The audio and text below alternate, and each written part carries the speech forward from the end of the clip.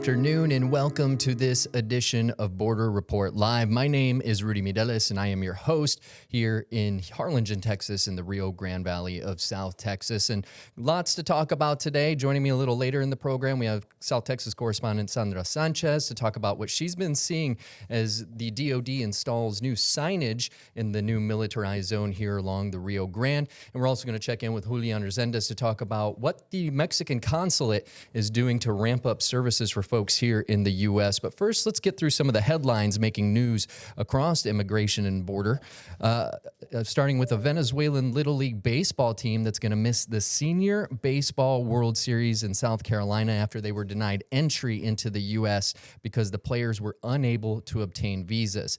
Cacique Mara Little League team from Venezuela qualified for the World Series after winning the Latin American Championship in Mexico. Now, the Little League International said in a statement, while this is, quote, extremely disappointing, especially to these young athletes, end quote. Venezuela is on President Trump's list of countries with restrictions for entering the United States or its territories. Also happening in New York, the Department of Justice has sued the city and officials over its sanctuary city laws.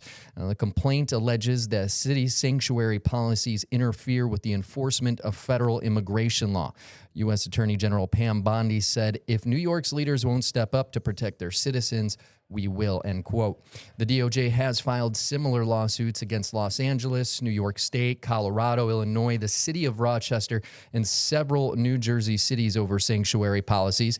The Trump administration claims such laws interfere with federal immigration officers' ability to do their jobs and obstructs information sharing policies. Now, one thing we wanted to talk about today, speaking of all these issues going on for migrants across the country here in the U.S., is one country in particular is looking to kind of help out their folks that are over here in the U.S. right now, and that is Mexico, ramping up some of their consulate services. Joining me now is Julian Resendez, our El Paso correspondent. Julian, tell me a little bit about what the consulate is doing for Mexican citizens here in the U.S. Rudy, good to be back in the show. As you might remember, back in January, when President Trump took office, the Mexican government announced that it was going to prepare for the so-called mass deportations. So the first thing they did was set up gigantic tents in about 10 cities along the border. And they were pretty much waiting for people to come across the bridge after being expelled from the U.S. and then provide services for them over there in Mexico. Now, that really hasn't materialized too much. We have reports of about 70,000 Mexicans who have been sent back to their country since Trump took over. So now the emphasis is on what the Mexican government is trying to do for its citizens in the United States. Mexico has 53 consulates operating in major U.S. cities, and they're switching their preparation for the deportation to those locales.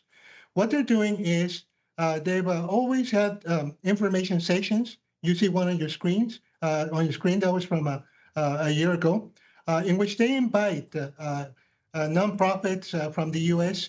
to talk to the immigrants who've been in the U.S. from Mexico for several years and tell them about number one, the rights, and number two, legal services available in case they face some legal trouble, such as deportation.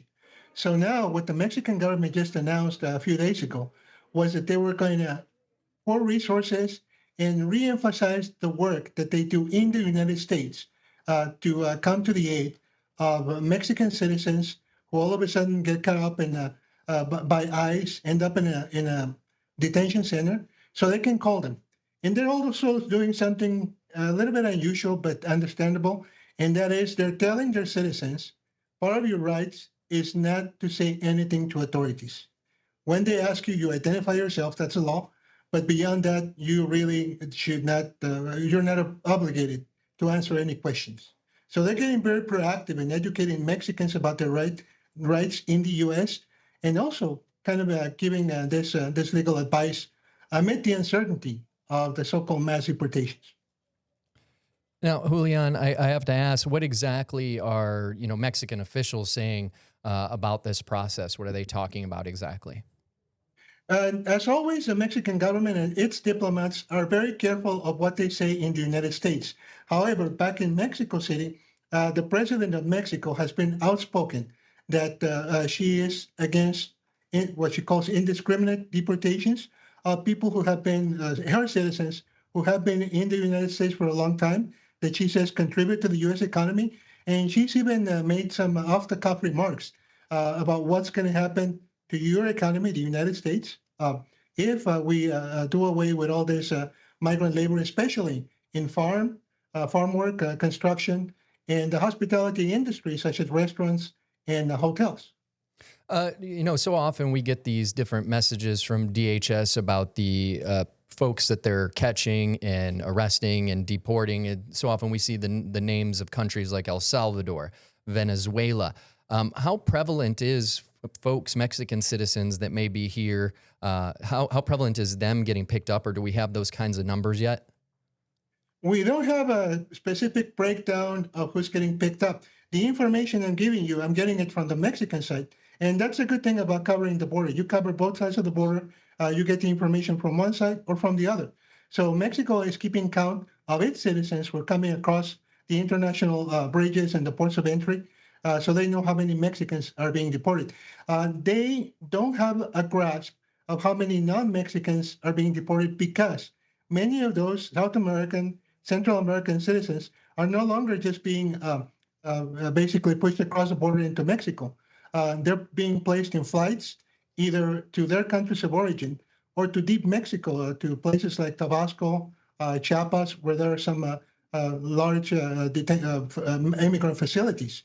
But still, we know of at least 6,000 to 7,000, possibly 8,000 by now, non-Mexican citizens who have been sent across from the U.S. to northern border Mexican cities. Yeah, and I know last week, I believe it was, we talked about some of those third country deportations as well. Do we know if any of those folks are perhaps getting sent on those flights? What I can tell you is that there's still a lot of Central and South Americans here on the border. They're still waiting.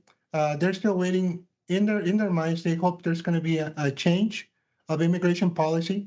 If not this year or next year, maybe in 3 years when there's a new president in the U.S. So there's a lot of those citizens still on the border. As far as the deportation flights, the information we have is that there have been some flights from here, from El Paso to Central America and to South America, but most of those flights are happening from South Texas and other cities elsewhere in the United States.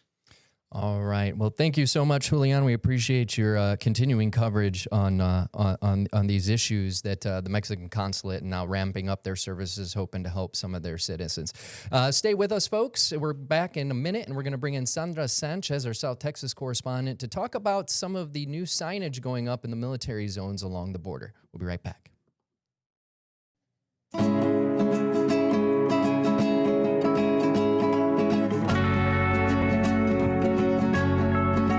And welcome back to this Monday afternoon edition of Border Report Live. My name is Rudy Mideles, and I am your host here in Harlingen, Texas, in the Rio Grande Valley of South Texas, right on the banks of the Rio Grande. And speaking of the Rio Grande, I want to bring in South Texas correspondent Sandra Sanchez now. Hey, Sandra. Hi, Rudy. Hey, so one of the things that you have been following for a while now, pretty much since they declared a new militarized zone down here on the border, is these warning signs that were coming. They put a few up. Tell us a little bit about what you've been seeing down here. Yeah, actually, we were the first ones to report this, and I'm really excited because we found what are just a couple that were put on the banks of the Rio Grande.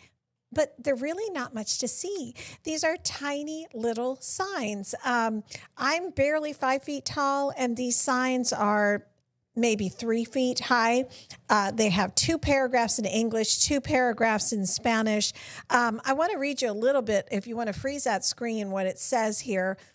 It does say warning, restricted area. Department of Defense property has been declared a restricted area by authority of the commander, and unauthorized entry is prohibited. All persons and vehicles entering may be detained and searched. But, there's some video I shot, some boaters that use this area, this public boat ramp. nobody could read it from the water. I asked this gentleman here, and he shook his head. No, he couldn't see it. I mean, I was up close to the sign, squinting at it, trying to read it myself.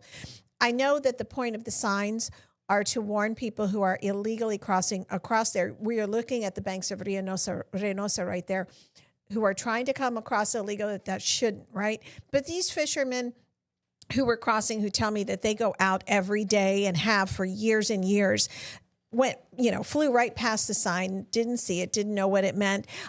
Now, to back up a little bit, this National Defense Area was established last month when the Department of Defense basically took over lands 250 miles in Hidalgo and Cameron County that used to belong to the U.S. International Boundary and Water Commission. Exactly where those lands are, though, we still don't know. I mean, we know that the U.S. IBWC lands started from the middle of the river to our banks. But then in some places, we know that the border wall is a quarter mile from the river. Some places it's a mile over back, over a mile back. And those are IBWC lands where they built the levees for the border wall. Yeah, I'm thinking in Brownsville, Sable Palm Sanctuary. You have to go through two to get through there.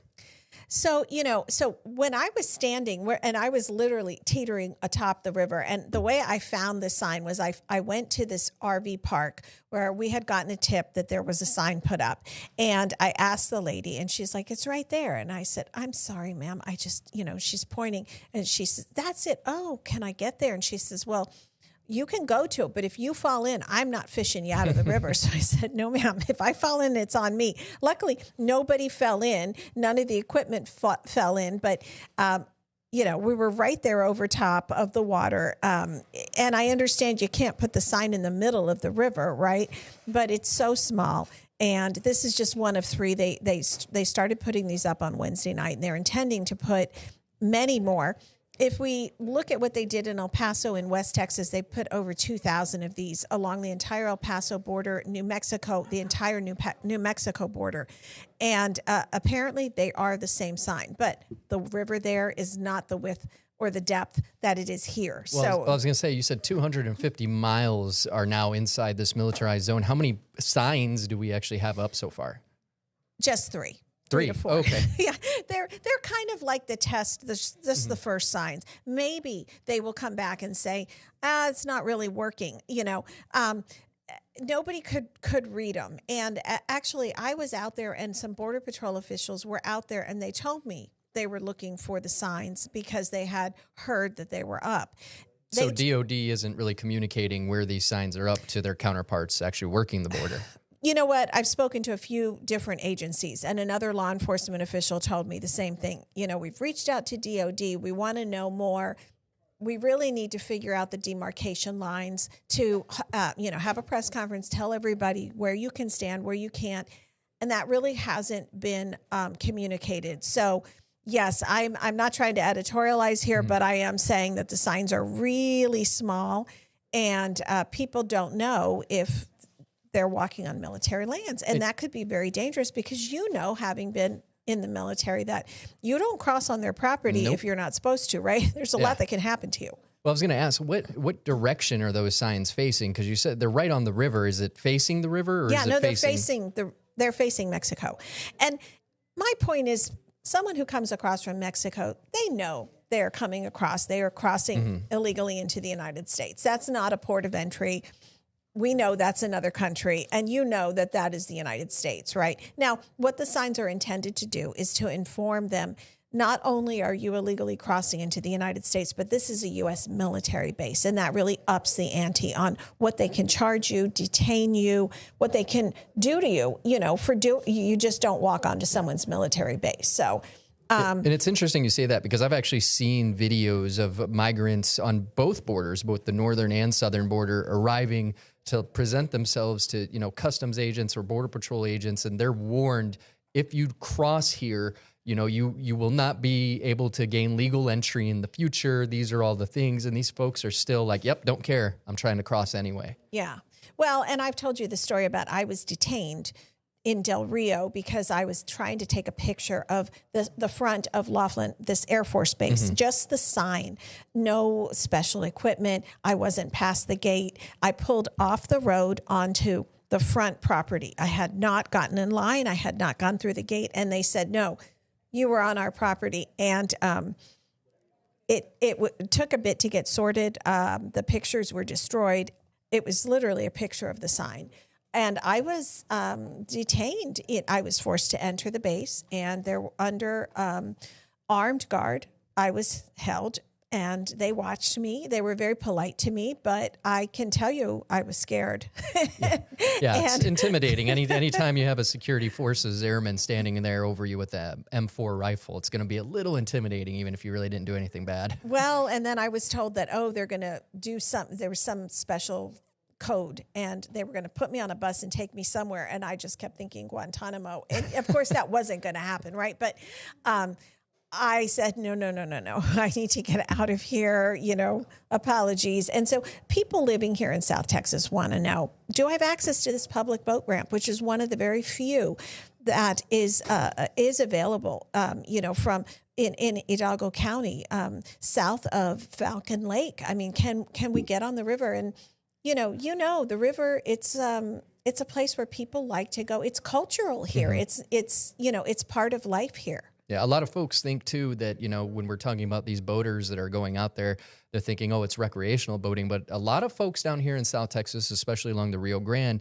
they actually fish and go out on those waters to put food on the table for their families. It is a way of life being in that water. It is. It's much more than just water skiing. But for a lot of people, and I did speak to some fishermen, who told me they would continue to fish. They had no intention of stopping. They were on a pier right next to the sign. I understand 60 yards south of that, there was another sign, but I couldn't get to it unless I was on a boat. One gentleman did offer to take me to it, but little risky with the big TV camera equipment that could fall in the river, right? So we all stayed dry, but I think that these were test signs. We hope more signs definitely are coming. We hope there's a demarcation line, and they let us know exactly where we can stand, where we can walk, where we can be. This was an RV park. This is where people live. Well, and it's interesting you say that line of demarcation because, one of the things that I noticed on the sign, and it's something that you yourself mentioned, you got, in trouble for a little bit when you got picked up by the security forces out there at Laughlin, I believe you said. Yes. It says no photos, no videos, no drawings of anything of the installation. I have a lot of photography friends, obviously, in this field. We meet a lot of photographers, and they go out to the border to take beautiful sunset pictures, take pictures of the Rio Grande, all kinds of things.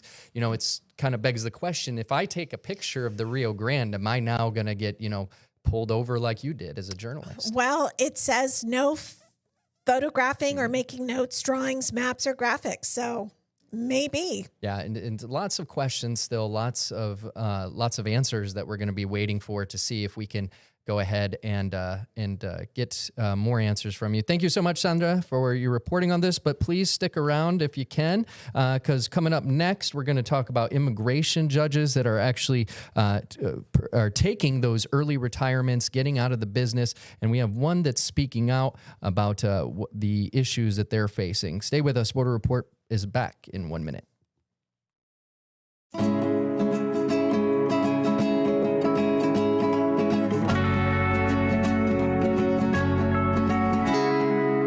Welcome back to this Monday afternoon edition of Border Report Live. My name is Rudy Mideles, and I am your host here in Harlingen, Texas, in the Rio Grande Valley of South Texas. And one of the things that I wanted to tell you about today is that federal immigration judges fired by the Trump administration are now filing appeals, and they are pursuing legal action and speaking out in an unusually public campaign to fight for their jobs. Now, more than 50, or I'm told more than closer to 100 now, immigration judges have either taken those early resignations or have been let go since President Donald Trump took the presidency for the second time. While most never speak out, many are now describing terminations they consider unlawful and believe they were targeted because of racial and gender discrimination. I want to bring South Texas correspondent Sandra Sanchez back into the conversation. Sandra, I know recently you actually spoke with a retired immigration judge. Tell us a little bit about what what judges, that judge and others are saying about these issues. Yeah, Rudy, the American Immigration Lawyers Association held a virtual press conference for us last Thursday and brought on a former immigration judge who actually used to also be president of this organization, Judge Trabador. And she was explaining some of the restrictions that are put upon the immigration judges now under the Trump administration. As you know, that the immigration court system falls under the Executive Office of Immigration Review, not the normal, where the normal courts, other courts are not under that process, right? And what they're saying is that these immigration judges are being pressured to quickly dismiss cases. Normally, when a person comes before an immigration judge and there is an order for dismissal, there's 10 days to give the other side a chance to make a decision where they want to do that or not. But what's happening is they're pressuring the judges to say, you know what, let's just make this decision now. And then there are charges that ICE is waiting, Immigration Customs and Enforcement is waiting out in the hallway, and these people are getting picked up. So people walk out of courts and say, this is the greatest day of my life. This was just dismissed. I'm, on my way towards my asylum claim or my, what I've been pursuing for immigration in the United States. And then they're being arrested, detained, deported in some cases. And immigration, Trabador said that this is not the way the immigration court system was set up. And then immigration judges are having to decide between what's right lawfully and their livelihood or their jobs. And so, yes, about 50 were fired, but between 50 and 100 have chosen buyouts, early retirement. They're just kind of getting out. And go ahead. We have such a backlog. We have 3.6 million immigration cases that are backlogged. So we need judges. Yeah, I was going to say, I that sounds to me like it's only going to make the bottleneck way worse. I mean, 100 judges it doesn't seem like a lot, but when you have millions and millions of cases that are backlogged, it's going to add pressure to those judges that are staying for sure. Well, and since 2015, Congress has been appropriating more and more money every year to try to hire more judges, but they never reach the threshold that they have the money for. Part of it is it's not just hiring the judge, it's hiring the entire staff, the clerk, the bailiff, the translator, and then finding space for them. And so it's been kind of baffling watching this process since 2015, honestly, that, only some years, maybe 20 will be hired, So, they're in this all-out push. Congress has appropriated the funds, and we can't seem to get them to fill the benches. And now we're going backwards. We're taking them away. So, they're saying it's too restrictive, and they're speaking out, which is, they're really showing a lot of courage in doing that in today's environment. One of the things that I know we spoke to a retired immigration judge last month. One of the things that she had mentioned was just kind of the flaws in some of the process as it is. For example, young children showing up to these immigration court hearings with no representation. Yeah, and the Trump administration has ended a lot of the funding that was for children. As just to recap, if a person goes to immigration court, they have the right to hire an attorney, but the United States does not pay for one for them. So again, we do not pay for that. But there were a lot of programs that were federally subsidized that helped children, unaccompanied youth, vulnerable families and populations getting pro bono legal representation. And a lot of these programs funded through NGOs have ended under the Trump administration. So, judges are saying people need to have representation before they come before us. Everyone says immigration law is one of the most complex within our country's system. It's kind of a fight between tax law or immigration law. And a tax lawyer will say it's the hardest, and immigration law will tell you hardest. But what I can tell you is they're among the top two, and they're changing all the time. And so, you do need, and there have been studies done that those who have legal representation, their outcomes that they want occur much quicker, at a much faster rate when they have a lawyer. I just wanted to ask you one last question on the topic. We have less than a minute left or so. You mentioned something, you have the right to have an attorney when you're going into immigration court, but one will not be provided to you. I think a lot of folks have this misunderstanding that this is like a regular court, but it's not, correct? No, it's not. It is not a regular court. It's operated under an entirely different system.